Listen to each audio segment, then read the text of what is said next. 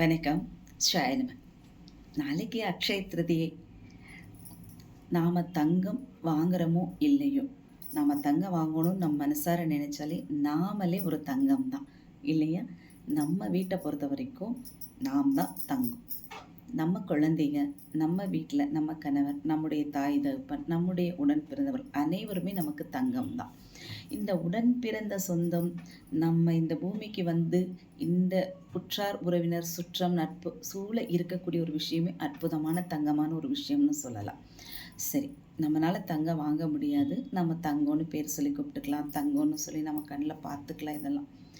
ஆனால் உங்கள் வீட்டில் தங்கம்னு சொல்லக்கூடிய சில பொருள்கள் இருக்குது. அந்த பொருள்களை வச்சு நீங்கள் பூஜை பண்ணலாம். உங்கள் வீட்டு பூஜை அறையில் வச்சு என்றைக்கும் குறையாமல் அல்ல அல்ல செல்வம் வந்துக்கிட்டே இருக்கணும், வருமானம் வரணும்னு மனசார பிரார்த்தனை பண்ணிக்கோங்க. கல்லுப்பு, மஞ்சத்தூள், துவரம்பருப்பு ரொம்ப முக்கியமானது. வெத்தலை, பாக்கு, தேங்காய், பழம், பூ, செவ்வந்தி பூ, அது கூட கம்பல்சரியாக அஷ்டகந்த வச்சுக்கோங்க. அப்புறமா மல்லிகைப்பூ, கம்பல்சரியாக மல்லிகைப்பூ வச்சு வழிபாடு பண்ணுங்கள். இதெல்லாம் வச்சதுக்கு அப்புறமா முக்கியமான ஒரு பொருள் கல்கண்டு நெய்வேத்தியம் பண்ணுங்க. அதுக்கப்புறமா செய்யக்கூடிய ஒரு விஷயம், உங்களால் என்ன முடியுமோ எவ்வளவு நாணயங்கள் இருக்கோ கை நிறைய இப்படி எடுத்து உங்கள் வீட்டு மகாலட்சுமி, லக்ஷ்மி குபேர மகாலட்சுமி இருக்கக்கூடிய படமாக இருந்தால், அப்படி இல்லை அப்படின்னா உங்கள் குலதெய்வ படம் போதும். அப்படியே இப்படி அள்ளி காணிக்கைய கை நிறைய காசு அள்ளி எடுத்து இப்படி அம்பாள் அந்த ஃபோட்டோ மேலே அப்படியே காணிக்கையை நீங்கள் அபிஷேகம் பண்ணுற மாதிரி போடுங்க. இது ஒரு அற்புதமான ஒரு விஷயங்க. இந்த வருஷம் செஞ்சு பாருங்கள், உங்களுக்கு நல்ல மாற்றம் கிடைக்கும். அதாவது அக்ஷயம் அக்ஷயம் அக்ஷயம் அக்ஷயம் அப்படின்னா இன்னும் வளரணும், பெருகணும் அப்படின்னு ஆசீர்வாதம் கொடுக்கறதுக்கு பேர் அக்ஷயம். வளர்வது, என்றைக்குமே வளர்பிறையில் ஒரு விஷயம் நம்ம செய்கிறோம் அப்படின்னா அது வளர்ந்துக்கிட்டே தான் போகும் இல்லையா?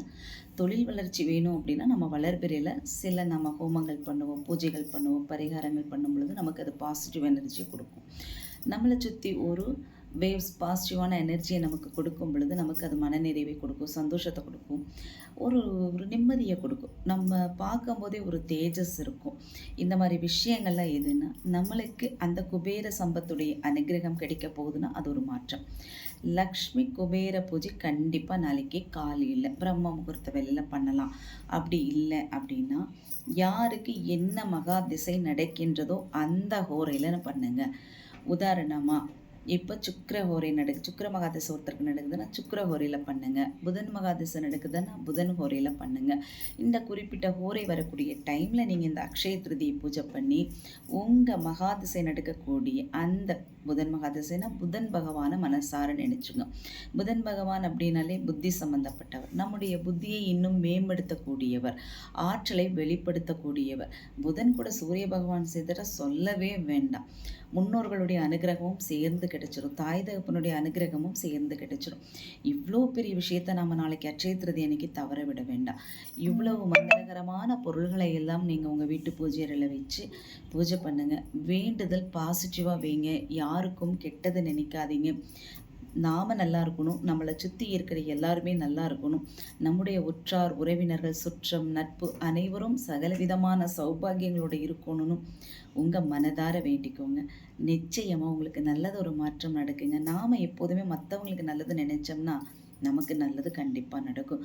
அதுதான் ஒரு பழமொழி இருக்குது, ஊராம் பிள்ளையை ஊட்டி வளர்த்தா தன் பிள்ளை தானே வளரும்னு சொல்லி. அதனால் எல்லாரும் நல்லா இருக்கணும்னு நீங்கள் நினச்சி பாருங்களேன், நம்மளை ஆண்டவன் ஒரு படி மேலே ஏற்றி தான் வைப்பார். சரிதானே? ஹாப்பி அக்ஷய திருதியை. ஷாயனம்.